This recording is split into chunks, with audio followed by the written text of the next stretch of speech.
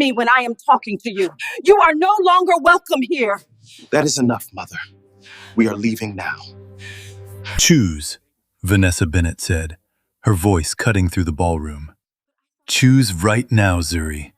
Your family or your husband. The quartet had stopped mid-note. Crystal light blazed above donors, trustees, and reporters. Zuri Bennett stood in the center of the Vail Foundation gala with her pulse hammering. Her mother stood near the stage in emerald silk, eyes hard. Bernard wore a polished smile over fury. Jamal looked ready to confess or collapse. Ethan Vail rested one hand on a chair, still enough to make everyone else look guilty. Then Jamal said the sentence that split the room open. "Tell them why you married him," he snapped, "or I will." Ethan did not move. He only tilted his head, listening, as if truth had a sound and he could already hear it slipping loose. "Do not throw everything away now," Denise Bennett said. "You know what this family sacrificed." "She's not afraid of sacrifice," he said quietly. "She's afraid of what happens when truth stops being useful to all of you." What no one in that room understood was that Zuri had already decided which life she could survive losing. 3 months earlier, when Denise first told her she was going to marry Ethan Vail, Zuri laughed because believing her would have been worse. Sunday dinner at the Bennett house always looked perfect. White candles, silver serving dishes, jazz, family portraits smiling from cream walls as if everybody inside them had loved honestly. Denise waited until dessert to put down her fork. "There is a proposal on the table," she said, "and I need you to hear it before you embarrass yourself by reacting emotionally." "A proposal from who?" Bernard dabbed the corners of his mouth with a napkin. "From the Vail family office. More specifically, Ethan Vail." "You know of him," Denise said. She did. Everybody in Atlanta's wealthier black circles knew the name. Ethan Vail came from legacy money, but people respected him because he multiplied it through tech, property, scholarships, and board influence. Years earlier, a car accident left him blind. Society pages called him tragic. He came back richer and harder to read. "What's the joke?" Zuri asked. "There isn't one," Jamal muttered. Bernard folded his hands. "Mr. Vail is considering marriage. He wants someone educated, respectable, discreet. Someone from a strong family." "Then he should go find her." Denise held her gaze. "He did." Zuri pushed back her chair. "No. Did you tell a stranger I was available?" Jamal sighed. "Nobody's selling you." That was exactly how he sounded when somebody absolutely was. Denise's voice cooled. "You are 30. Your photography business barely covers your bills. Ethan Vail can offer security, influence, and a future you cannot build alone." "A future? Or a transaction?" "Sometimes the difference is sentimental," Bernard said. At the far end of the table, Zuri's younger cousin Nia looked up. She had been staying with the Bennetts while finishing nursing school and usually survived family dinners by disappearing. "Does he even know her?" No one answered quickly enough. Denise finally said, "He knows enough." "In certain circles," Bernard replied, "serious introductions are handled differently." "Not in mine." Denise softened her voice. "No one is trying to humiliate you. We are trying to position you. Ethan needs someone trustworthy. You need a life that isn't slipping away." "Because he's blind? So you all decided he needs a wife assigned to him?"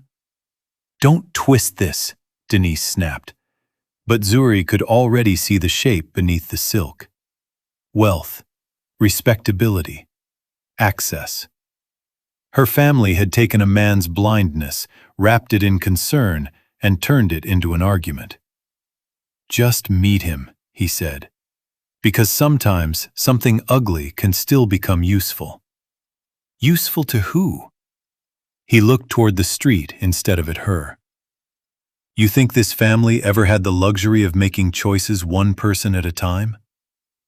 The next morning, Denise arrived at Zuri's apartment carrying groceries, church flowers, and the heavy sweetness she used whenever she meant to rearrange somebody's life. She cooked breakfast, asked about work, then stirred cream into coffee and said, "If you refuse without meeting him, people will remember that." What people? The kind who decide whether your name opens doors or closes them. So now it's a threat.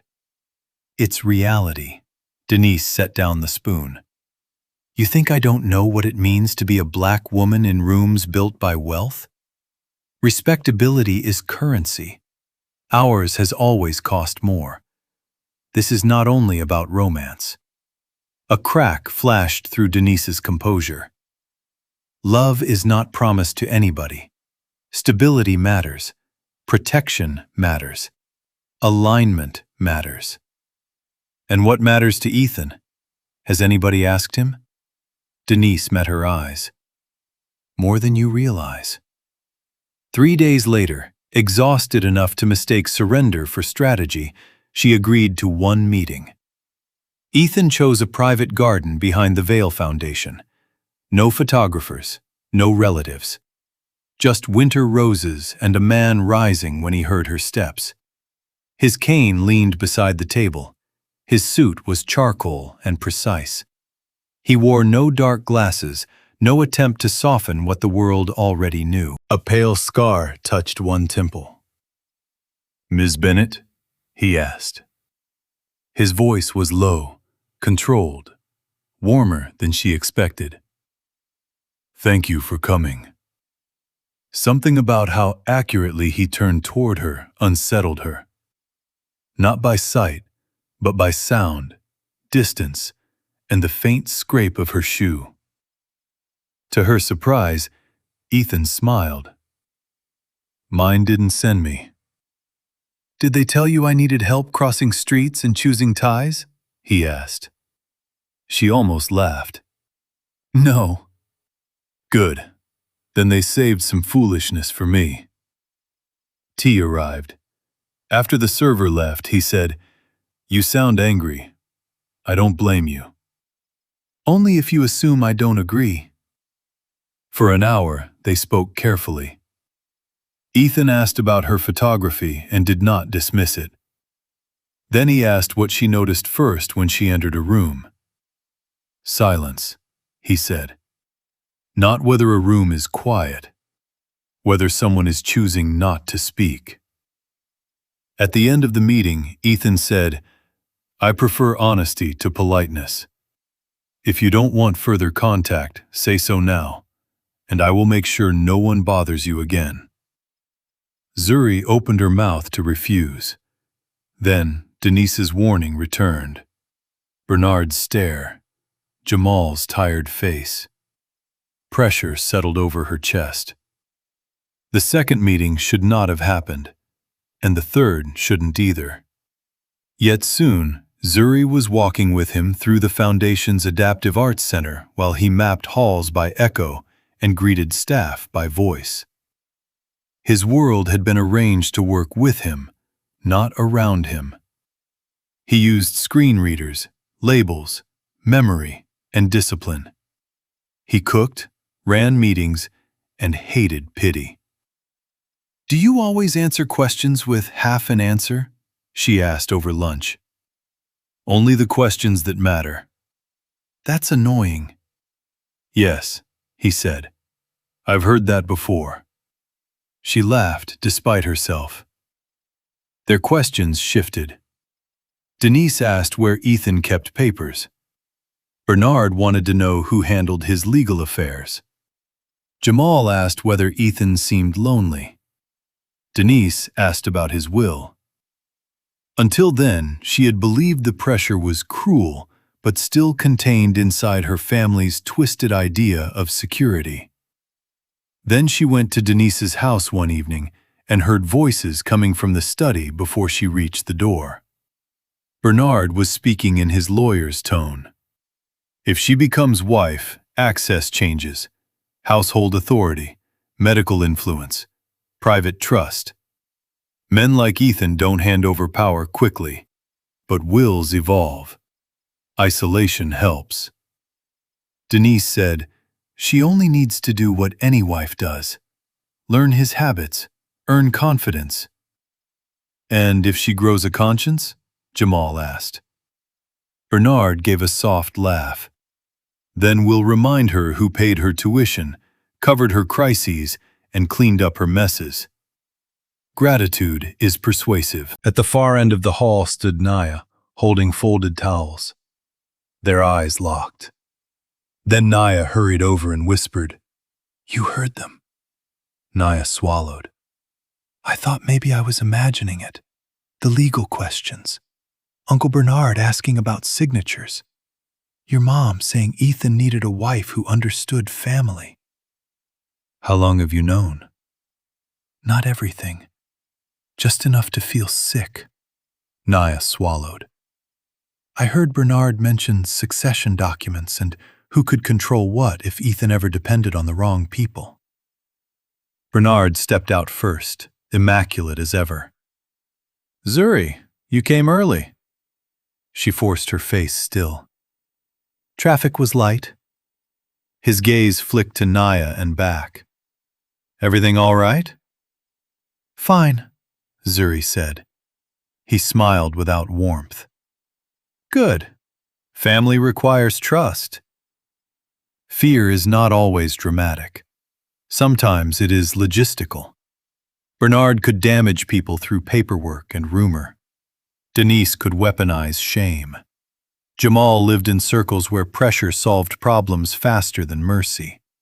And Zuri had learned long ago that, in her family, she was valued most when useful.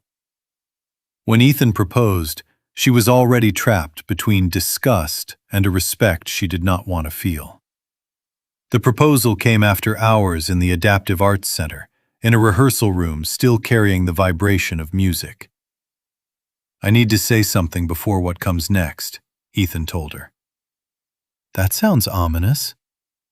"Probably because it is." He faced her. "I respect you.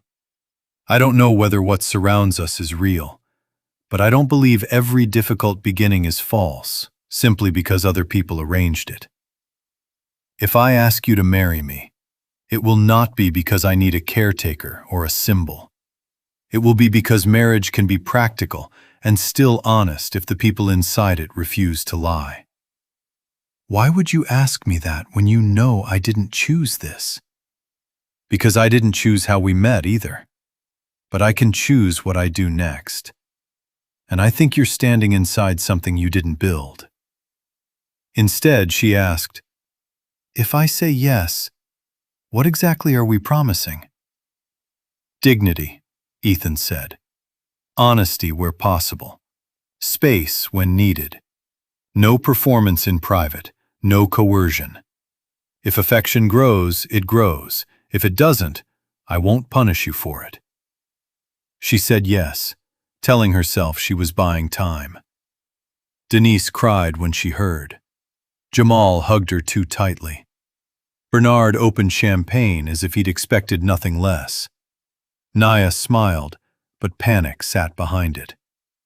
Publicly, it was beautiful. Privately, Zuri felt like a witness at her own capture. After the reception, once the estate finally emptied, she stood in the moonlit sitting room expecting awkwardness, distance, maybe even entitlement. Instead, Ethan said, "You don't owe me performance anymore. There are enough rooms in this house for distance. You do not have to become someone else by morning. Sit down. Breathe." For the next 2 weeks, Ethan asked almost nothing of her. He showed her the house because shared space should belong to both of them. Braille labels and audio tags lined cabinets and closets. He handled his calls, cooked, and led board meetings with exact patience.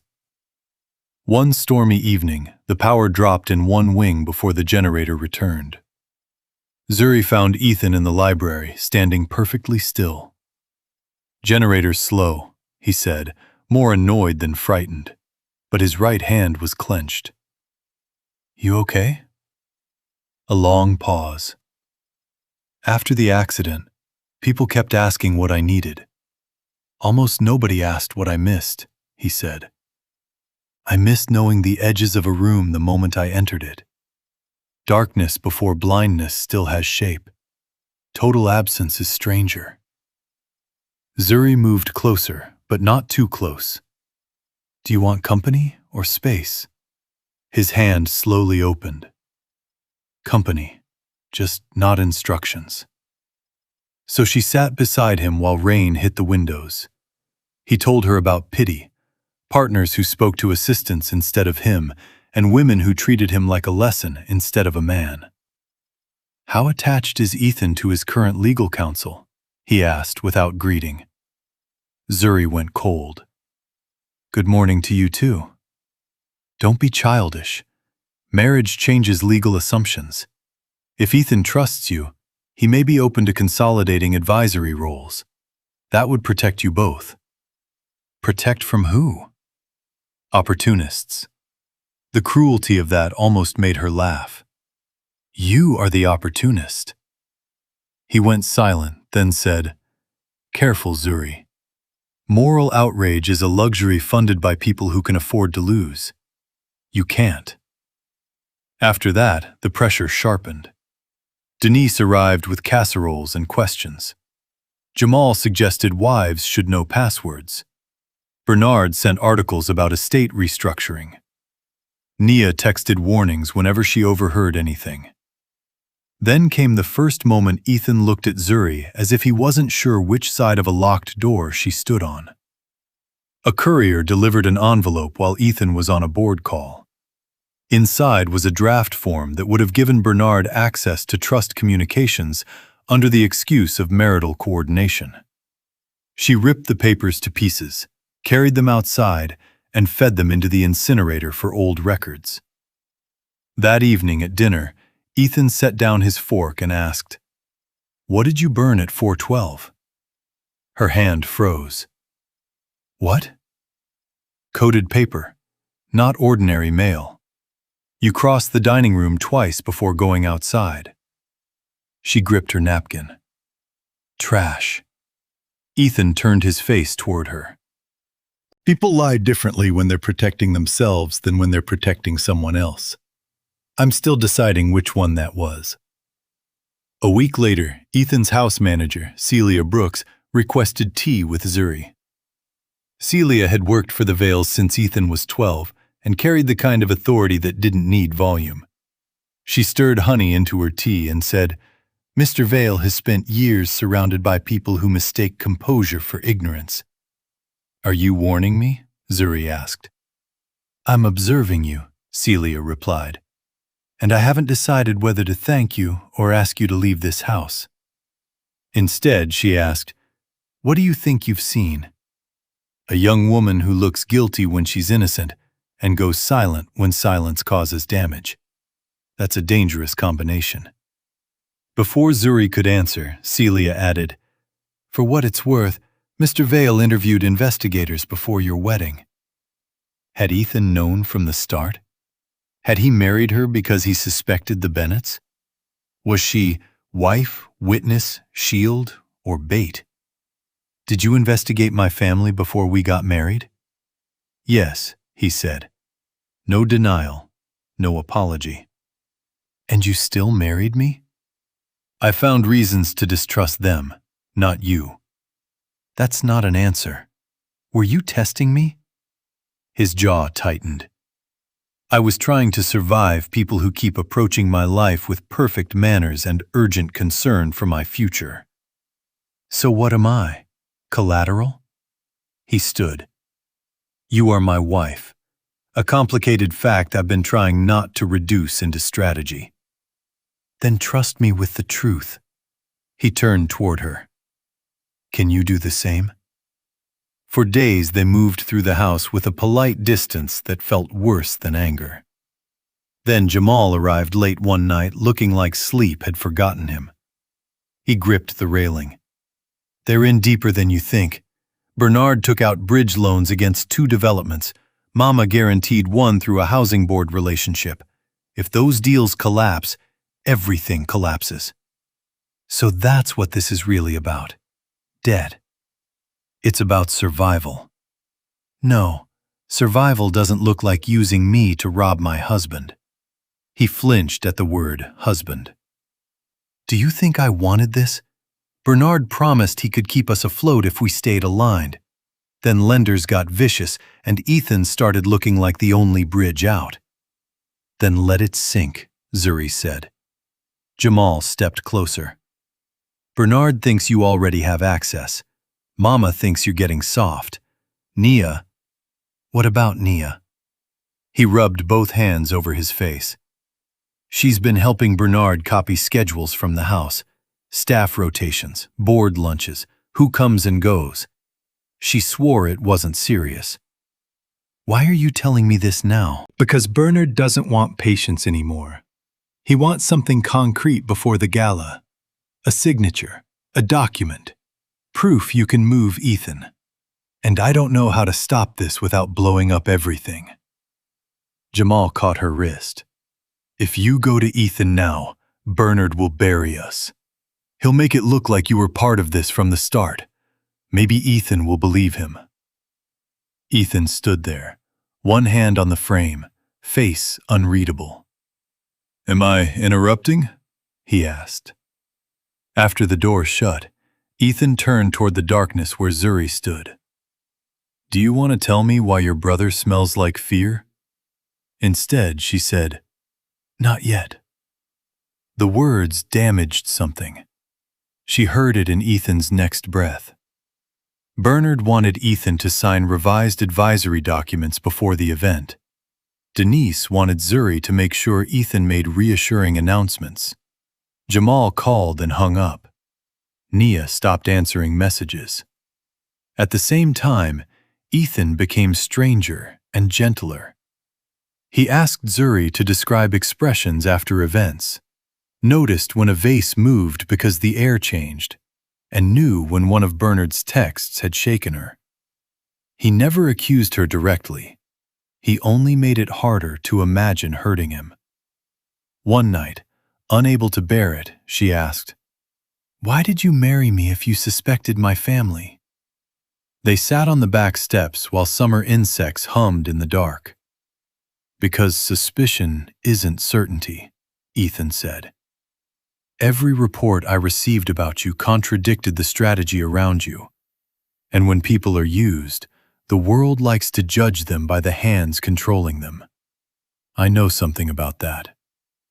Then he said, "Only when you choose silence over me."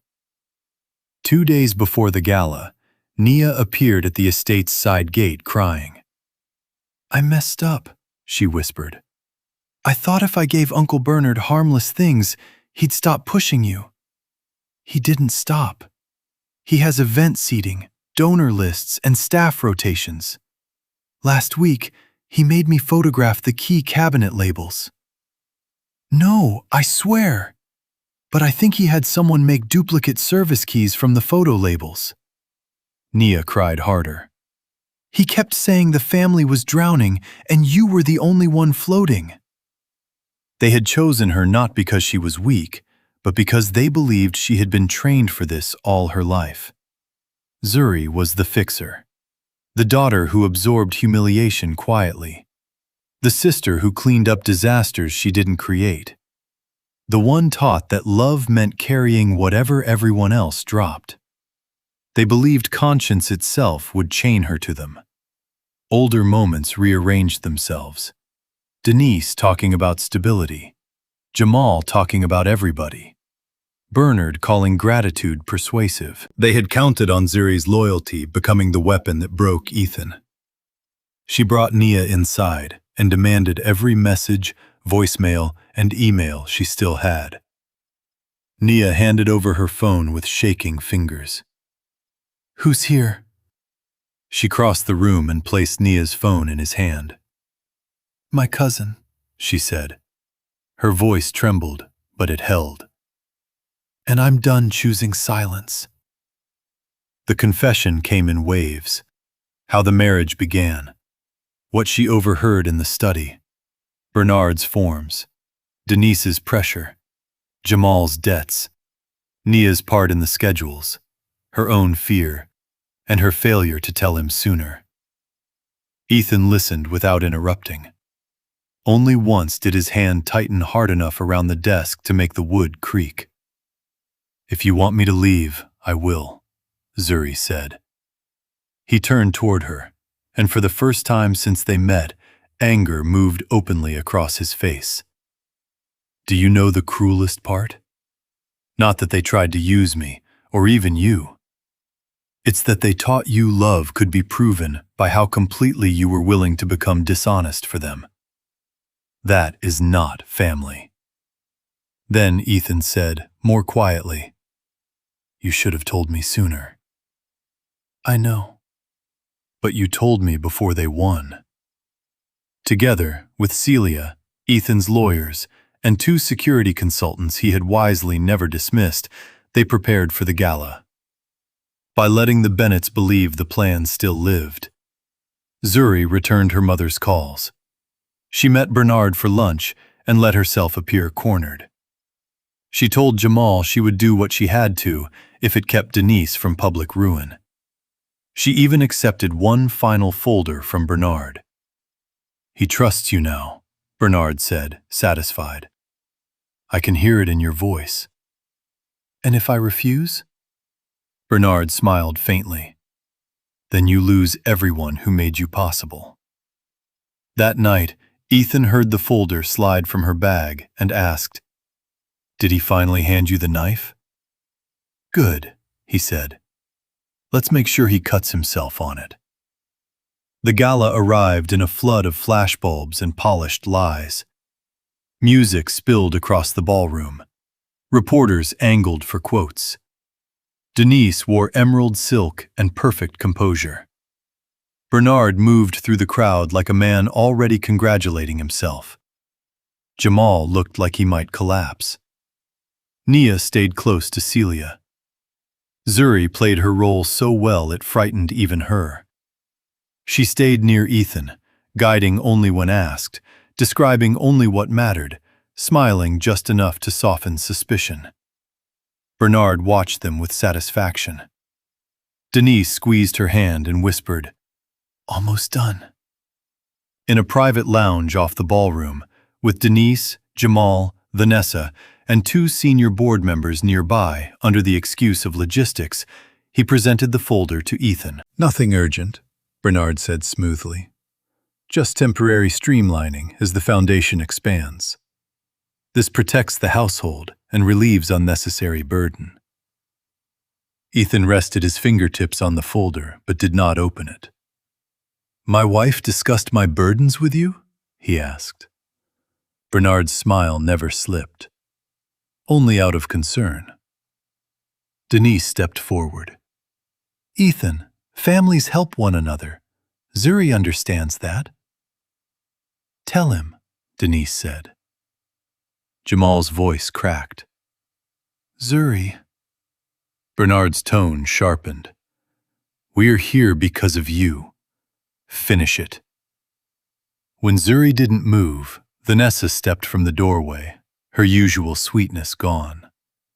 She had spent months acting harmless while quietly carrying gossip through charity circles and reporting who could be pressured. "Choose," she said. "Choose right now, Zuri, your family or your husband. Tell them why you married him, or I will." Ethan remained motionless, one hand on the chair. "She's not afraid of sacrifice. She's afraid of what happens when truth stops being useful to all of you." Zuri looked at each of them. Denise, who had taught obedience like survival. Bernard, who dressed greed as strategy. Jamal, crushed by debt and fear.